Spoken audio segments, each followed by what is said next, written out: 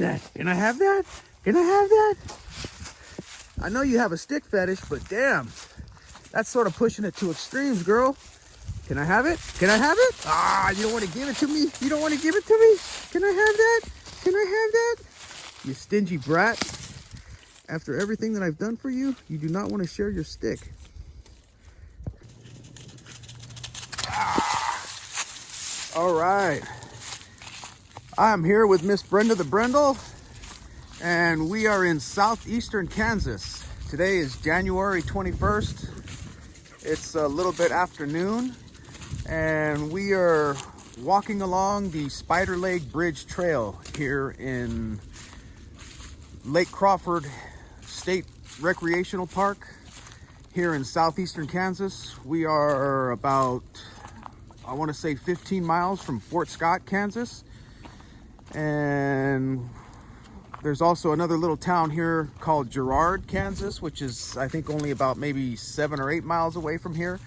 But this is a really nice area. We've been here in Kansas for about 2.5 weeks, and we've been to this particular trail probably 5 or 6 times already, because it's only about maybe 15, 16 miles maybe from where we're staying. We're actually staying here in this part of Kansas for a while. I don't know for how long, but we're going to be here at least for the short term. And we're originally from Southern California, Los Angeles County to be exact, Cerritos, California to be even more exact. So to compare Cerritos, California to southeastern rural Kansas is quite the comparison. It's like being in a completely different world. But it's kind of cool. I mean, it's very rural out here, as you can see. I mean, even though we're actually on this particular hiking trail, and all the leaves from the trees have pretty much fallen to the ground, so there's a nice leaf canopy all over the place.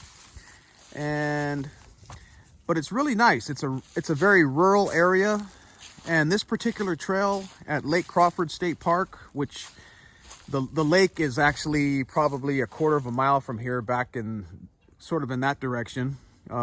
It's kind of hard to see from here, obviously, but this particular trail is a 1/2 mile loop, and it's just a nice, easy trail. And this trail actually kind of reminds me where they filmed the Blair Witch Project. If any of you remember that movie that came out probably, what, 20 years ago or something like that, called the Blair Witch Project. It was a really low budget movie that turned out to be a huge hit. And I think they filmed it with like an 8mm video camera predominantly. But this area sort of reminds me of that area where, you know, where they filmed the majority of that movie out in the forest. As I walk along this trail, it sort of gives me those vibes, you know, the Blair Witch Project vibes. And it's just the way it looks, and it's so desolate and spooky, especially with most of the trees have already lost their leaves. So it kind of has like that fairy tale ogre spooky forest vibe, but it's kind of cool nonetheless. There's a lot of history here. There's a lot of historical significance here. There were quite a few military engagements here between the military and various ethnic, or I should say Native American populations, as well as the railroads. You know, when the railroads started to expand and the people from the East Coast, the settlers from the East Coast, started to come out westward. Obviously, there were a lot of issues. There were a lot of skirmishes. There was a lot of turmoil and quite a few injustices perpetuated, of course.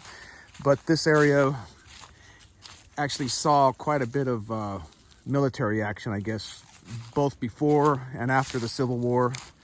So it's kind of an interesting place. But I really like it because Brenda gets to run pretty much off leash and free. Because we've actually been here, like I said, this is probably our sixth time here, and we have yet to see another human being here. We haven't encountered another soul. We haven't seen really another car, even in the parking area, which is a little bit back in that direction. So it's really isolated here, and it's nice because, you know, I can let Brenda run off leash, and obviously I clean up after her if she does do her business. But, you know, I don't have to worry about her harassing anyone or getting into any kind of trouble, or, you know, whatever may occur when you encounter other people. So it's kind of nice to have a nice little secluded hiking area. you know, in which to visit to let Brenda just run off leash. And so we've been coming here as often as we can, and Brenda enjoys it. You know, there's always wildlife around. There's deer. We've seen quite a few deer. There's all kinds of birds. And the little creek that flows in here is pretty much iced over right now because we've been having some pretty frigid weather. It's just a few days ago, it was below zero overnight. You know, it's been getting down into like -5, -6, -7. But today is actually not bad. It's about 31 degrees right now. So today was like the first day of the warming trend. So today and then for the rest of next week, it's supposed to be up into the 40s, I think. So it's going to be a lot more pleasant. But it was downright chilly here for the last 5 or 6 days, to the point that I was sort of second guessing myself for coming out here, especially coming from Southern California, where it's basically the land of perpetual sunshine and warm temperatures and all of that good stuff. And then you come out here and it's like you have to get used to almost freezing.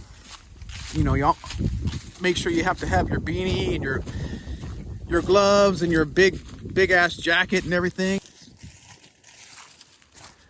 But other than that, we're doing pretty nicely here. You know, Brenda just rolled in a whole bunch of leaves now, so she's got herself nice and gussied up.